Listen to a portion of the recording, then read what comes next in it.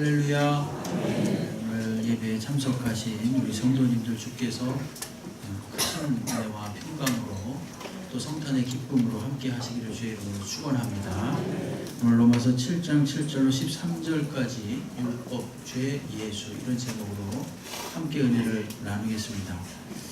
로마서를 처음 시작하면서 로마 교회가 어떻게 태동되었는가, 로마 교회가 도대체 어떤 교회인가에 대해서 말씀을 드린 바가 있습니다. 이 로마 교회는 사실은 사도 바울이 지금 편지를 쓰고 있긴 하지만 로마에 간 적이 없습니다.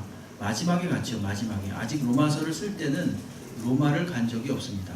당연히 그러니까 로마의 교회는 사도 바울이 개척한 교회가 아니라 다른 이들이 세운 교회입니다. 그 다른 이들이 누구인가? 사도행전에서 우리가 그 자료를 얻을 수가 있는데, 사도행전 2장에 나오는 대로 오순절 마가 다락방에 임했던 성령을 경험한 사람들, 다시 말해서 천하 만국으로부터 보통 이 6월절을 지키기 위해서 한 13만 명 정도가 매년 전 세계로부터 유대인들이 온다고 합니다. 그래서 그 당시에도 수없이 많은 사람들이 예루살렘에 와서 6월절을 지켰는데, 그던 중에 오순절이 임하게 되고 오순절에 마가 다락방에 모여서 기도하던 그 제자들, 120분도의 제자들에게 성령이 강력하게 임하고, 또한 그들의 성령 충만함을 통해서 폭발적으로 많은 사람들이 예수 그리스도를 믿게 되었습니다. 그러니까 그 중에 누가 있었느냐 하면 바로 전 세계에서 와서 6월절을 지키기 위해서 와서 모였던 유대인들이 있었겠지요. 그리고 그 중에는 당연히 로마에서 온 유대인들도 있었겠죠. 그래서 그들이 로마에 돌아가서 이 교회를 세운 것이 이게 바로 로마 교회입니다. 로마라고 하면 세계를 제패했던 그 당시에 최고의 권력 국가였고, 그리고 로마에 수없이 많은, 오늘날 미국의 뉴욕이나 이런 데처럼 수없이 많은 사람들이 찾아왔던 곳이 바로 이 국제 도시가 바로 이 로마입니다. 당연히 그러니까 로마에는 유대인들은 지극히 일부였고, 그리고 많은 이방인들이 같이 살고 있었습니다. 그러므로 교회도 마찬가지로 유대인들이 비록 세웠다고는 하지만 처음에 이 오순절 그 성령 강림 사건을 통해서 은혜 받은 유대인들이 세웠다고는 하지만, 그러나 또 거기에는 유대인만 있었던 것이 아니라 누구도 있었겠습니까? 이방인들도 당연히 있었겠죠. 그러다 보니까 또 여러 가지 또 분쟁도 있을 수 있겠고, 또 교리적인 혼란이 있을 수 있었습니다. 그 중에 대표적인 교리적 혼란이 무엇인가 하면 율법에 관한 것이었습니다. 율법이라는 것은 이제 앞으로 계속 말씀드릴 텐데, 율법과 계명이 계속 여기에 교차해서 나오는데, 크게는 같은 의미로 보면 되는데 좀 더 세부적으로 구분한다면, 계명이라는 것은 우리가 아는 대로 10계명 그러지 않습니까? 율법을 좀 더 크게 나누어 놓은 게 계명이다 이렇게 보시면 되겠고요. 율법은 율법 조항이라는 말이 뒤에 보통 붙습니다. 그래서 하라는 것 248가지, 하지 말라는 것 365가지, 총 613가지의 율법 조항이 있었습니다. 계명은 좀 더 크게 분류해 놓은 것이고, 율법은 좀 더 세분화시킨 것이다 이렇게 보면 되는데, 큰 의미에서는 그냥 율법이다 이렇게 이해하시면 되겠습니다. 어쨌든 교리적인 혼란이 있었던 게 뭐냐 하면은, 오직 구원을 얻는 것은 믿음으로만, 예수 그리스도, 십자가에 못 박혀 죽으신 예수 그리스도를 믿음으로만 구원을 얻을 수 있고 영생에 이를 수 있는데, 이 유대인들, 그 다음에 또 율법에 젖어 있었던 사람들이 어떻게 하냐면 율법을 지켜야만 구원에 이를 수 있다라는 분쟁이 생겼죠. 그래서 사도 바울이 율법이 결코 나쁜 것은 아니고 대단히 선하고 좋은 것이지만 그것이 구원을 얻기 위한 조건은 아니다, 이렇게 계속 율법 구원론, 율법을 지킴으로써 구원받는 것에 대한 반대를 목숨 걸고 했습니다. 왜냐? 오직 구원은 그리스도 예수를 믿음으로만 얻을 수 있기 때문에, 은혜로만 얻을 수 있는 것이기 때문에 조건이나 자격을 갖추어서 특별히 율법의 조항들을 낱낱이 지킴으로써 얻는다면은 이거는 성경과 크게 위배되는 것이다 이렇게 본 것이죠. 그 당시에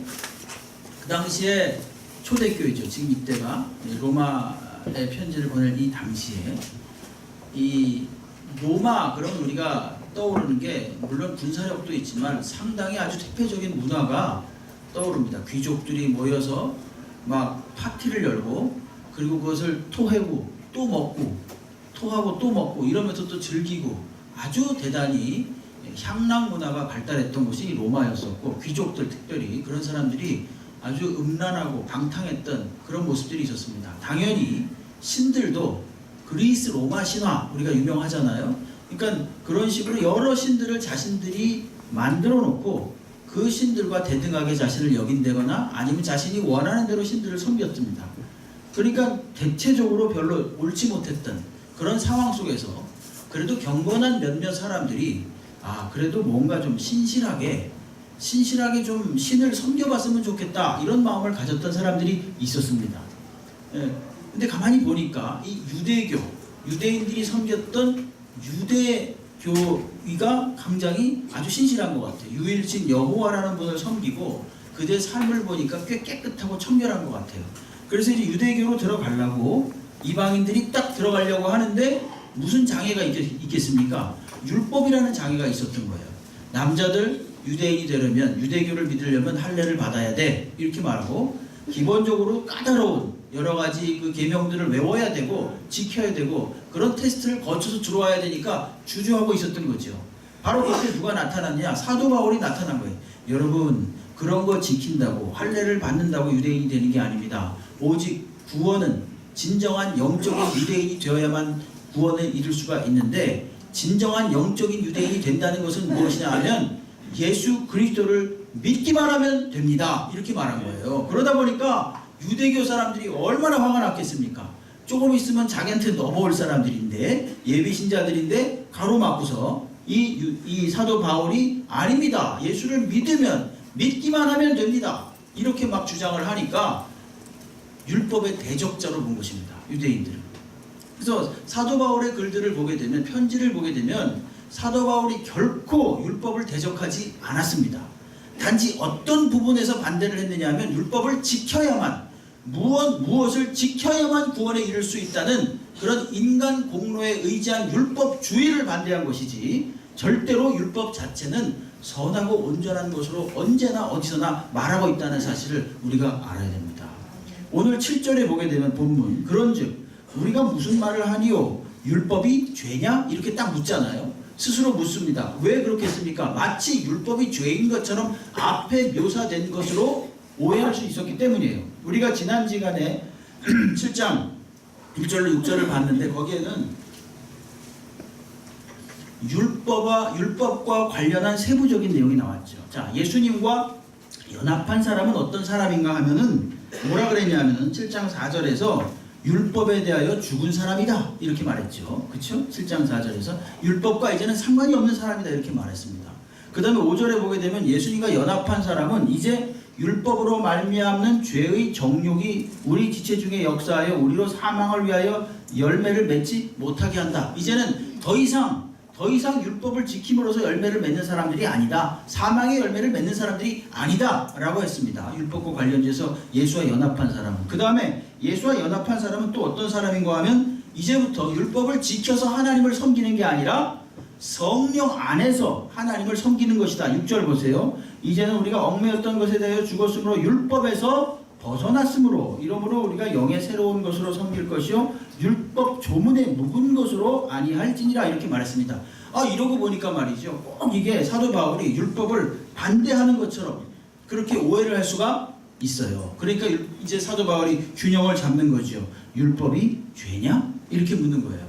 율법이 죄냐? 아니라는 것입니다. 7절 보세요. 그런즉 우리가 무슨 말하리요? 율법이 죄냐? 그럴 수 없느니라. 율법으로 말미암지 않고는 내가 죄를 알지 못하였으니 곧 율법이 탐내지 말라 하지 아니하였으면 내가 탐심을 알지 못하였으리라. 이 말씀이 사실은 똑같은 형식으로 13절 보세요. 13절 7장 13절에 보면 그런즉 선한 것이 내게 사망이 되었느냐? 그럴 수 없느니라 이렇게 말하지요. 똑같은 형식을 취하고 있죠. 자, 그러면 선한 것이 뭐겠습니까? 저만 홀로 외치고 있는 것 같습니다. 선한 것이 뭡니까? 율법이잖아요. 그치? 딱 알아들으시잖아요. 그쵸? 7절에 나오는 율법이 죄냐? 이렇게 물을 거고요. 13절은 똑같은 패턴으로 선한 것이 내게 사망이 되었느냐? 그럴 수 없느니라. 아까 7절에도 그럴 수 없느니라 이렇게 말했잖아요. 다시 말하면 사도 바울은 결코 율법이 죄라고 말하고 있는 것이 아닙니다. 근데 율법의 역할이 있다는 거예요.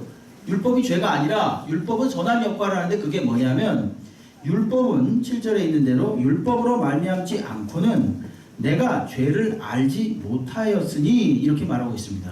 다시 말해서 율법은 선한 것인데 왜냐? 죄가 죄인 줄 분명히 깨닫도록 하게 하는 것이다 라는 것입니다. 앞에서 이 말씀은 이미 나왔어요. 로마서 3장 20절 말씀에 보게 되면 3장 20절 앞에 그 뒷부분에 보게 되면 이런 말씀이 나옵니다. 로마서 3장 20절 뒷부분에 보게 되면 뒤에 보게 되면 율법으로는 뭐라고 말합니까? 죄를 깨달음이라 이렇게 말합니다. 로마서 3장 15절을 또 보십시오. 로마서 4장 15절에 보게 되면 율법이 없는 곳에는 범법도 없느니라 이렇게 말하죠. 다시 말해서 율법은 죄가 죄인 줄 알게 하는 것이 바로 율법이다 라고 하는 것입니다. 죄는 율법 때문에 생기는 게 아닙니다. 율법 안에 또 죄가 있는 것도 아닙니다. 죄는 어디에 있겠습니까? 인간의 타락한 본성 안에 있습니다. 인간의 타락한 본성 안에. 율법은 뭡니까? 그 타락한 본성 안에 숨겨진 죄를 죄로 지적하는 것입니다. 이제까지 몰랐던 것을 죄야 이렇게 말하는 거죠.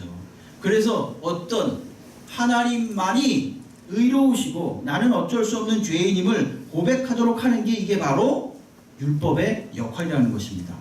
7절 뒷부분에 보세요. 곧 율법이 탐내지 말라 하지 아니하였더라면 내가 탐심을 알지 못하였으리라 이렇게 말하고 있죠. 자, 여기서 잠깐 우리가 좀 정리해야 될 게 있는데 그게 뭐냐 하면 자 7절부터 13절까지를 가만히 보게 되면요. 제가 늘 이제 성경을 관찰할 때 무엇을 관찰한다 그랬죠?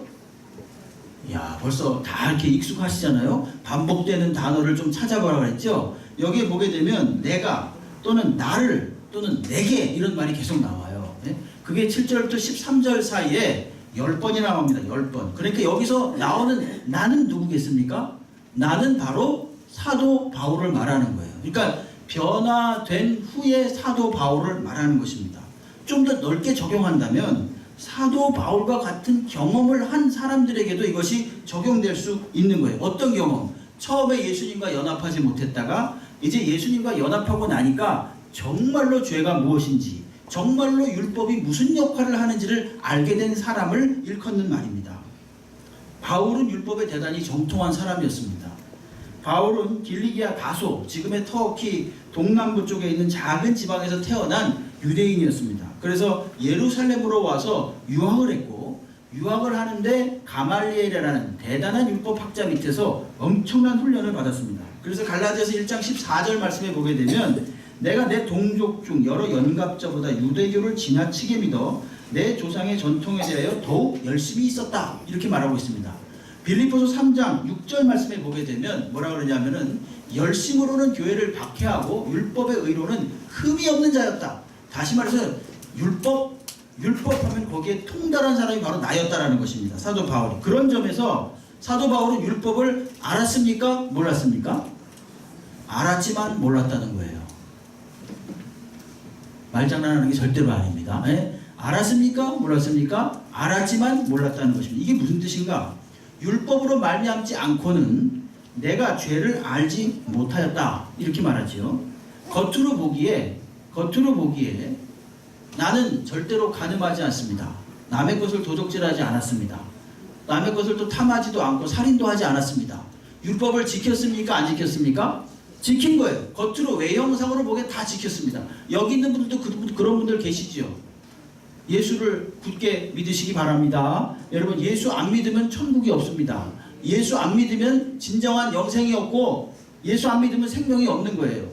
몇 년을 다녀도 마음속에 예수가 없고 마음속에 성령이 안 계시고 나의 의지로 다니는 분이 있어요. 가끔씩. 이런 사람들이 바로 지금 율법을 신앙의 도구로 삼는 분들이에요.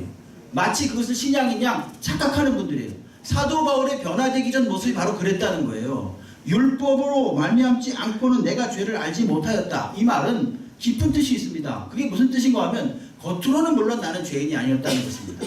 내가 다메섹 도상에서 예수를 만나기 전까지 나는 떳떳하고 죄인이 아니었다는 거예요. 외부적으로 보여주는 율법 준수에 대해서는 그 누구도 따라오지 못할 만큼 완벽했다는 것입니다.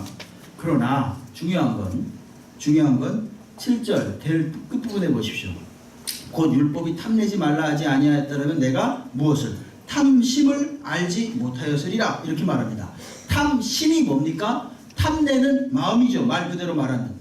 율법을 단지 이것저것을 행하고 행하지 말라. 이렇게 한다면 우리는 강철 같은 의지와 지극한 성실함으로 최선을 다하는 그런 어떤 사람이 참 아주 의지가 강하다 이렇게 말하지요. 예? 신앙은 없는데 의지가 강한 분이 있다니까요. 가끔 그런 분을 봐요. 예. 의지는 강철같이 강해요. 그리고 누구에게도 결코 흠을 잡히지 않습니다. 그래서 다른 사람들이 보기에는 매우 경건한 사람처럼 보이고 매우 신앙이 깊은 사람처럼 보일 수가 있습니다. 사도 바울이 변화되기 전 모습이 바로 그거예요. 이것저것 행하라 행하지 말라 완벽하게 지켰습니다. 근데 사도 바울이 뭘 깨달았느냐? 탐심을 알지 못하였으리라. 다시 말해서 마음까지 율법이 요구하는데 이게 안 되는 거예요. 성령께서 내 마음을 꽉 부딪히고 나니까 표면적으로 내가 그저 원하는 대로 법을 지키고 표면적으로 다른 사람들이 보기에는 괜찮은 신앙인으로 보였을 수 있겠지만 마음까지는 이게 안 되더라는 것입니다. 마음속에는 속으로 엄청나게 많은 죄악들이 하루에도 많은 죄악들이 일어났다 사라지곤 하는 것이죠. 이걸 언제 한 거예요? 성령께서 내 안에 오셔서 이제까지 2번에 걸쳐서 예수님과 연합한 사람이라고 6장하고 7장 1절로 6절까지 말씀드렸잖아요. 예수님과 연합하기 전에는 그냥 떳떳하지요. 나는 충분해. 이렇게 마음속은 어떻게 된지 몰라도 겉으로는 하여간 완벽한 율법을 잘 지키는 사람이었습니다. 근데 알고 보니까 그 율법을 지키는 게 결코 하나님을 위한 게 아니었다는 거예요. 그리고 실제로 마음속까지 절대로 율법을 지키는 것과 같지 않았다는 것입니다. 로마서 10장 2절로 3절 말씀을 보게 되면 이런 말씀이 나옵니다. 내가 증언하노니 그들은요 사도 바울이 변화되기 전 모습, 그 다음에 이스라엘 백성들을 말한다 이렇게 보면 됩니다. 하나님께 열심히 있었습니다. 열심히 있어요. 근데 올바른 지식을 따른 것이 아니다 이렇게 말하고 있습니다. 올바른 지식이라는 게 뭐겠습니까? 그냥 우리가 알고 있는 지식이 아니에요. 올바른 지식이라는 것은 생명에 이르는 지식을 말하는 것입니다. 그냥 아주 유식한 그런 지식을 말하는 게 아닙니다. 올바른 지식은 생명에 이르는 지식을 말하는데 생명에 이르는 지식이라는 것은 누구를 꼭 믿어야만 생명에 이르는 지식을 소유할 수가 있겠습니까? 예수 그리스도를 믿어야 되는 거예요. 근데 예수 그리스도와 연관되지 않은 지식이었다는 거예요. 그게 본인이. 예? 그러면서 뭐라 하냐면 3절에 보니까 하나님의 의를 모르고 자기 의를 세우려고 하나님께서 의라는 건 뭐라고 했죠? 항상 옳고 정당한 것이라고 그랬죠. 하나님의 항상 옳고 정당한 것이 무엇인지를 모르는 거예요. 다시 말해서 하나님께서 진정으로 율법을 통해서 말하는 것이 무엇인지를 몰랐다는 거예요. 진정으로 율법을 통해서 말하는 것은 뭐냐면 하나님을 사랑하고 이웃을 사랑하는 마음을 가지고 해야 된다는 것인데 그걸 몰랐다는 것입니다. 그리고 어떻게 했다는 겁니까? 자기 의를 세우려고 자신의 경건함, 자신의 잘남, 자신의 강철 같은 의지, 자신의 지식, 자신의 성실함, 자신이 다른 사람들에게 잘 보여지는 것, 이런 것을 세우려고 자기의, 이게 가장 신앙에 큰 방해가 된다는 사실을 꼭 아시기 바랍니다. 자기 의를 세우려고 힘써 어떻게 했습니까? 하나님의 의에 복종하지 않았다는 거예요. 마음까지도 하나님께 복종해야 되는데 그러지 않았다는 것입니다. 우리가 잘 아는 종교개혁가 마르틴 루터라는 분이 있습니다. 이분은 수도사였습니다. 수사라고 그러죠. 그래가지고 이제 항상 이제 수련을 하는 그런 사람인데 예수를 만나고 보니까 어떻게 됐냐는 말이죠. 예수를 만나기 직전에 어떻게 됐냐면 이 성경이 율법이잖아요. 성경을 읽으면 읽을수록 말이죠. 어떻습니까? 우리 성도님들 읽으면 읽을수록 너무 꿀같이 달콤하고 즐겁고 좋습니까? 그런 분도 있죠. 그죠? 그래야 또 좋은 거예요, 사실. 근데 대부분의 경우는요, 괴로워야 됩니다, 어떤 때는. 내가 성경을 읽는 게 아니라 성경이 나를 읽는 거예요. 내 마음을 팍팍팍 읽는 거예요, 성경이. 내가 성경을 눈으로 읽는 게 아니라 성경이 내 마음을 읽는다니까요. 그래가지고 내 마음에 들춰진 것들을 다 드러냅니다. 루터가 그랬다는 거죠. 루터가 어땠냐 하면요. 루터가 어땠냐면은, 예, 저 좀 모시고 좀 나가주시죠. 방에 좀 눕혀주시죠. 네.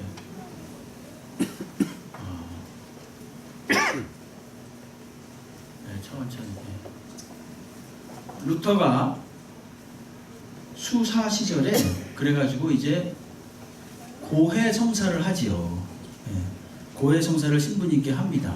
고해 성사를 신부님께 하는데 어떻게 하냐면 가가지고 신부님 제가 이런 죄를 지었습니다. 이런 죄를 지었습니다. 그러니까 신부님이 그 얘기를 듣고 알았다. 그러면서 이제 고해 성사를 듣고 나서 그 죄를 이제 사해 주노라 이렇게 했어요. 근데 이게 한두 번이지 하루에도 말입니다. 어땠냐면 20번 이상씩 갔다는 거예요.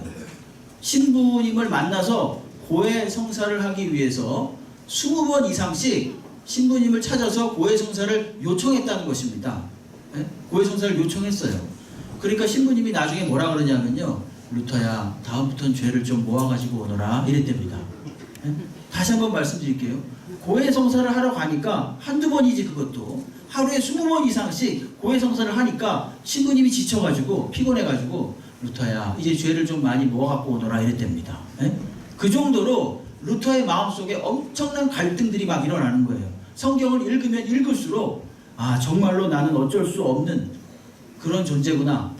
이 고해 성사의 내용을 가만히 들어보면 말입니다. 내가 누구를 죽였습니다. 내가 뭘 도둑질했습니다. 또는 내가 뭘 이렇게 훔쳤습니다. 이런 게 아니라는 거예요. 가만히 들어보니까 마음속에 어떤 의심이 일어납니다. 시기가 일어납니다. 다툼이 일어납니다. 정욕이 일어납니다. 질투가 일어납니다. 이런 걸 고백하는 거예요. 그러니까 아마 이 가운데도 그런 많은 마음의 어떤 죄악들이 막 일어나는 분들이 있을 거예요. 성경을 모르면은 그런 거 안 일어납니다. 네? 마귀가 같은 편이기 때문에 내줍니다. 그냥 마음껏 일어나라. 근데 성경을 알기 시작하면요, 이런 게 막 일어나기 시작하는 거예요. 시기하지 말라 그랬는데, 질투하지 말라 그랬는데, 남을 정죄하지 말라 그랬는데, 마음속으로 판단하지 말라 그랬는데, 이런 게 막 일어나는 거예요. 마음속에. 근데 그 일어날 때마다 신부님한테 가가지고 고해 성사를 하니까 이게 만족함이 없는 거죠. 네? 그래가지고 루터가 어떻게 했냐면은 그 당시에 여러 내려오던 그런 이야기가 있는데, 이 로마에 있는 스칼라 상타라는 그런 성당에 가서 계단을 무릎으로 올라가면서 기도하면은 하나님이 들어주실 거다. 이렇게 해가지고 마음에 작정을 하고 벼르고 있다가 로마에 갔습니다. 로마에 가가지고 실제로 이 스칼라 상타라는 그러한 성당에 가서 실제로 그 28계단을요 무릎으로 기어 올라가면서 그 계단에 입을 맞추면서 올라갈 때마다 한 계단 올라갈 때마다 주기도문을 외우는 거예요. 어떻게 됐을까요? 무릎이 다 깨졌지요. 네? 무릎이 다 깨지고 무릎에서 피가 났지요. 마음속에 자유함이 왔을까요? 없을까요? 안 왔어요. 절대로 안 왔습니다. 그렇게 고민하던 중에 로마서랑 딱 부딪히게 된 것이죠. 로마서를 보면서 특별히 1장 17절의 말씀과 부딪혔습니다. 1장 17절에 복음에는 하나님의 의가 나타나서 믿음으로 믿음에 이르게 하나님 기록된 바 의는 오직 믿음으로 말미암아 살리라 함과 같으니라. 아, 이거였었구나. 의는 율법을 지켜가지고 마음속까지 완벽하게 하나님께 복종하는 것을 불가능하구나. 오직 의는 무엇으로 사는 것인가? 주님을 믿는 믿음으로 사는 것이구나라는 것을 확 깨닫고 나가지고요. 이 루터의 마음속에 깊은 평안이 왔다는 것입니다. 여러분 8절을 보십시오. 8절을 보게 되면 죄는 계속해서 율법을 이용해서 내 속에 있는 죄를 들추어냅니다. 여기 8절을 보세요. 온갖 죄가 기회를 타서 계명으로 말미암아 내 속에서 온갖 탐심을 이루었나니 이는 율법이 없으면 죄가 죽은 것임이라 이렇게 말하고 있습니다. 여기서 이룬다라는 말이 있죠. 온갖 탐심을 이루었다라는 말이 있죠. 이룬다는 말이 군사용어입니다. 어떤 고지를 정복하다. 특공대를 보내서 어떤 고지를 정복하다 이런 뜻이에요. 아, 드디어 죄가 율법을 이용해가지고 그 마음속에 죄를 짓게 만들었다는 뜻입니다. 예? 마음과 행동에 있어서 완벽하게 죄를 짓지 않으면 모르겠지만 그렇다면 물론 좋겠지만 그런 사람이 있을 수가 없지요. 왜냐하면 죄가 계속 율법을 이용해가지고 충동질하기 때문입니다. 예? 율법이 그러니까 선한 것입니까? 악한 것입니까? 잘 모르시겠죠? 예? 그래도 율법은 선한 거예요. 율법이 죄를 짓게 하진 않아요. 죄가 율법을 이용해서 죄를 짓게 합니다. 여러분 제가 여러 번 말씀드렸지만 존 버년 목사님의 철로 역정을 꼭 읽어보라고 말씀드렸어요. 한 5번째 말씀드리는 것 같아요. 예? 철로 역정 그걸 꼭 한번 읽고 되게 쉽고 동화 같은 그런 글입니다. 근데 거기 보게 되면 크리스찬이라는 분이 순례길을 가면서 겪는 그런 여러 가지 경험들을 이야기하는데 어느 해석자가 이제 크리스찬을 방으로 인도하는데 율법과 복음이라는 방으로 인도해요.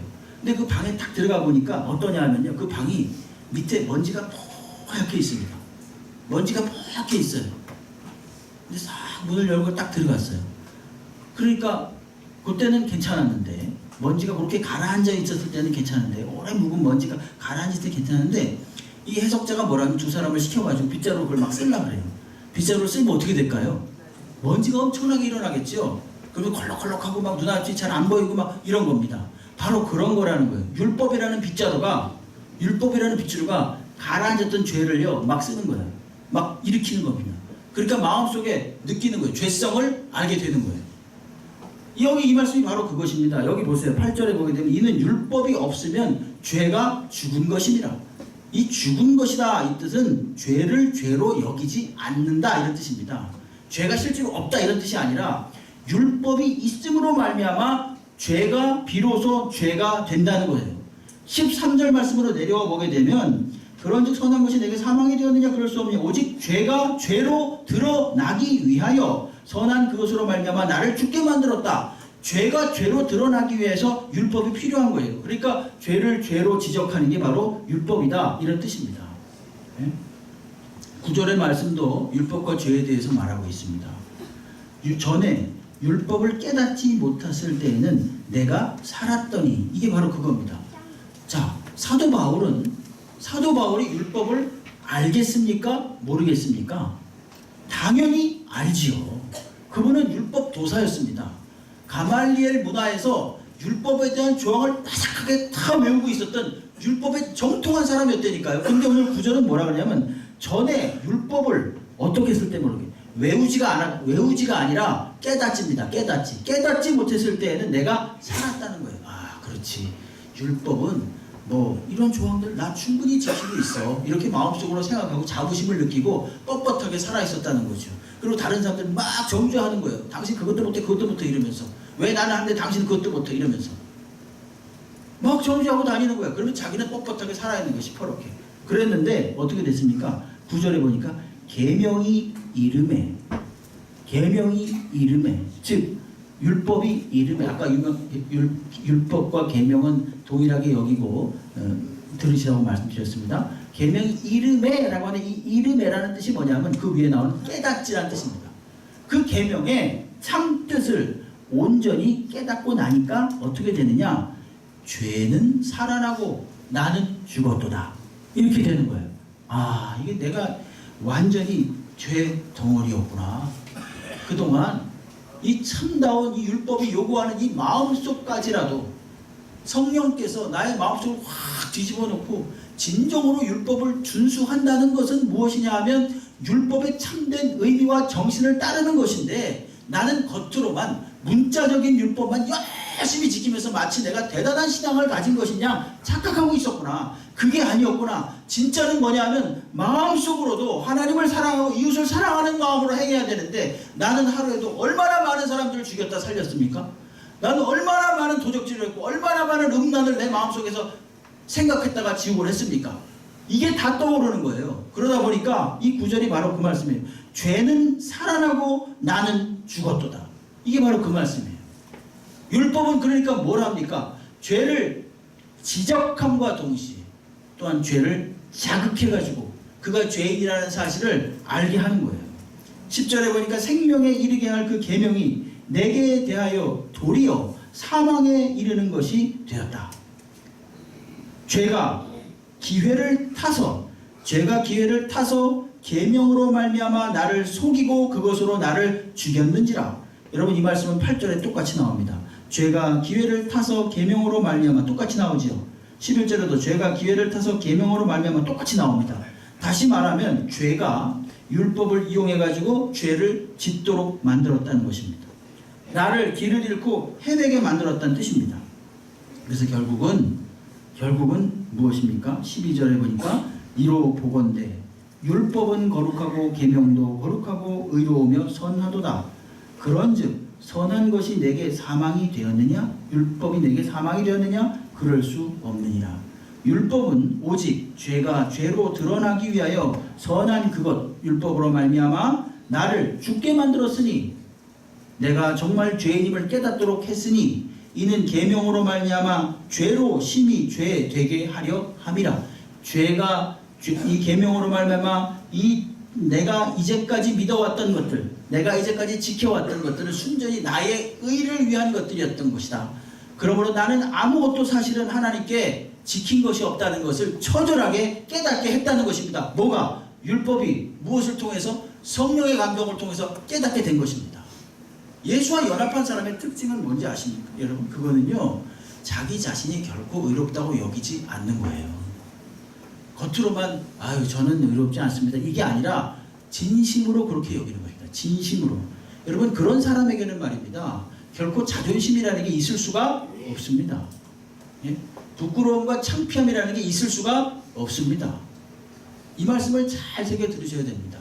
아침에도 말씀드렸지만 우리가 아주 대단히 내성적이고 대단한 완벽주의자고, 그리고 누가 보기에도 대단히 의롭고 경건하고 선한 사람이 있어요.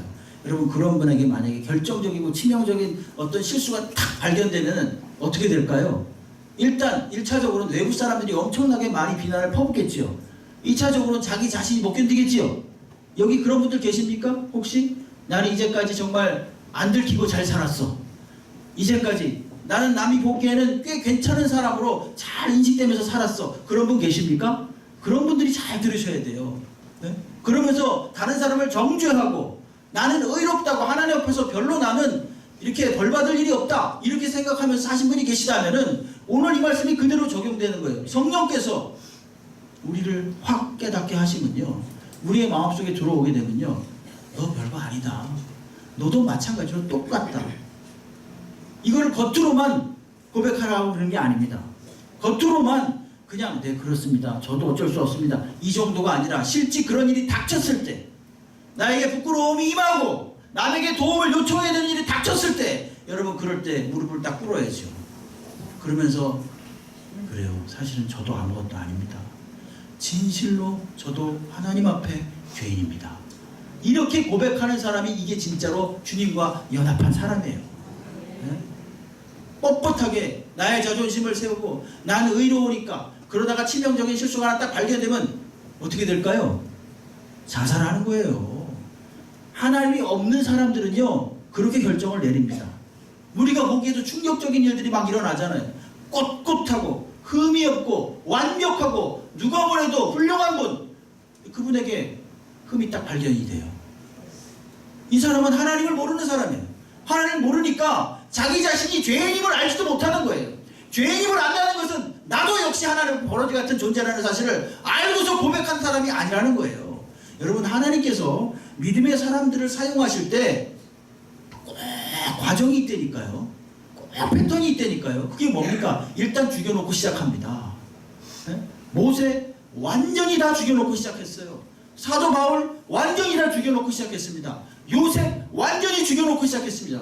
다윗 완전히 다 가루가 되도록 저 밑바닥까지 가가지고 침 질질 흘리면서 미친 척하면서 벌벌벌 기어다니게 해놓고 완전히 인생의 밑바닥까지 가도록 한 다음에, 야, 난 진짜 아무것도 아니구나 이러면서 시작을 했대요. 했대요가 아니라 했어요. 성경을 보시면 아시잖아요. 우리는 뭡니까? 우리는 예? 정말 마음속에 이 시간 꼭 들으셔야 돼요. 우리가 무너지지 않으면, 나 자신이 일부러 무슨 비굴해져라, 비참해져라 이런 말이 아니라, 나도 하나님 앞에서 그냥 연약한 사람임을 고백하시기 바랍니다. 제발 성령께서 허물을 정말 들추어내시고 우리의 어떤 부족함과 부끄러움을 들추어내실 때 말입니다, 나도 나를 정죄하지 말고, 나도 또 남을 또 정죄하지 말고, 그러한 남을 정죄하지 마시고 우리가 한없이 하나님 앞에 부끄러운 죄인임을 고백하시기 바랍니다. 우리 제가 고등학교 때 말이죠, 우리 선생님이 생물 선생님이 계신데 지금도 생각이 나요. 그분이 해병대를 나왔어요. 해병대. 그래가지고 꼭 그렇게 해병대 자랑을 하세요. 여기도 해병대 있습니까? 어쨌든 해병대 자랑을 하시는데 그러는 거예요. 고등학교 때니까 뭐 우리가 얼마나 혈기가 만만했겠어요. 그러니까 얘들아, 니네들 뭐 육체 아주 이러면서 자기가 해병대 출신이니까 육체가 뭔지 알아? 육체? 인간의 몸뚱아리가 뭔지 알아? 아무것도 아니야. 막 그러면서 자기가 해병대에서 훈련받았던 얘기를 하는 거예요. 한겨울에 말이죠. 한겨울에 그냥 우통 다 벗고 그 반바지 하나 입고 열심히 뛰고 말이죠. 그 물속에 확 들어갔다가 나오고 그 다음에 이건 제가 보기엔 좀 지어낸 얘기 같은데 있는 그대로 말씀드릴게요. 무슨 병조각 있죠? 병조각. 그런 거 확 그냥 아주 그 자잘한 그 파편 같은 거 거기에 쫙 있대요. 최종 코스가 그거래요. 그래놓고 니들 저기서 굴러 이런 데는 거예요. 그럼 막 거기에 굴르면서 상상만 해도 막 그게 입혀지겠죠? 그 가루들이 막 그러면서 피가 몸에서 막 나겠죠? 상상이 됩니까? 뻥 같아요. 제가 보기엔 뻥 같은데 그래도 그렇게 말을 했어요. 그분이. 그러니까 저한테 생생하게 남아있지 기억에. 그러면서 뭐라 그러냐면요. 이러는 거예요. 이게 바로 육체야. 니들 해병대에서 와가지고 죽어라고 고생하고 뭐 힘들다 그러지 육체, 몸뚱아리 별거 아니야. 그러니까 너희들 급기하면서 이거 다 극복해야 돼. 이러면서 자기가 훈련을 받았다는 거예요. 결론은 바로 그거예요. 예? 우리가 그리스도를 믿는다는 것은 말입니다. 육체뿐만이 아니라 우리의 마음 속까지도 사실은 뭐냐면요. 하나님께 완전히 박살나는 거예요. 예? 그리고 나서 박살나면서 끝나는 게 아니라 하나님께 완전히 꿇어엎드리고 항복을 하고요. 이제부터 내가 뭘 지켰으니까 하나님 제 믿음 좋죠. 이런 차원이 아니라는 것입니다. 그건 참다운 믿음이 아니라는 거예요. 예? 율법 지켜가지고 뭐 해가지고 내가 뭐 내 괜찮은 신앙이죠. 이렇게 자랑을 떨지 말라는 것입니다. 뭐냐? 진짜 자랑할 것은 무엇이냐면은 내가 하나님 앞에 완전히 무너지고 내가 정말로 죄인임을 늘 고백하고 실제로 나는 하나님 앞에서뿐만 아니라 다른 사람들과 비교해봐도 별것 아닌 평범하고도 정말 사도 바울이 말했던 것처럼 죄인 중에 죄인입니다라고 하는 그런 고백을 립서비스로만 하는 게 아니라 말로만 하는 게 아니라 정말로 마음으로부터 나올 때 우리에게 뭐가 온다? 진정한 평안이 온다는 것입니다. 그럴 때 바로 진정한 자유가 온다는 것입니다. 그럴 때는요 실패해도 성공한 것입니다. 왜? 우리 주님을 붙잡고 있기 때문에 그렇습니다. 우리 주님의 인도함을 따라 살고 있기 때문에 어떤 항목을 지킨다 지키지 못한다 이런 차원이 아니라 우리 주님을 붙잡고 있다는 그 차원, 바로 그것 자체가 벌써 신앙의 성공인 줄 믿으시기 바랍니다. 행위에서 누가 실수를 안 하겠습니까? 다 실수하지. 다 부족하지요. 다 거기서 거깁니다. 여러분. 중요한 건 바로 그 이후가 문제라는 것입니다. 그걸 어떻게 반응하느냐가 문제예요. 그렇습니다. 주님. 저도 별거 아니고 저 사람도 별거 아닙니다. 우리가 주 앞에 무릎 꿇고 기도하면서 주님의 인도하심을 따라가겠습니다. 여러분 이럴 때 바로 참다운 평안이 임하는 줄로 믿습니다. 이게 바로 율법의 한계를 극복하는 성령으로 다시 난 사람의 특징입니다. 로마서 8장 그 다음 장이니까 같이 넘겨보세요. 1절로 2절 우리 같이 한번 읽어보겠습니다. 1절로 2절 같이 읽겠습니다. 시작. 그러므로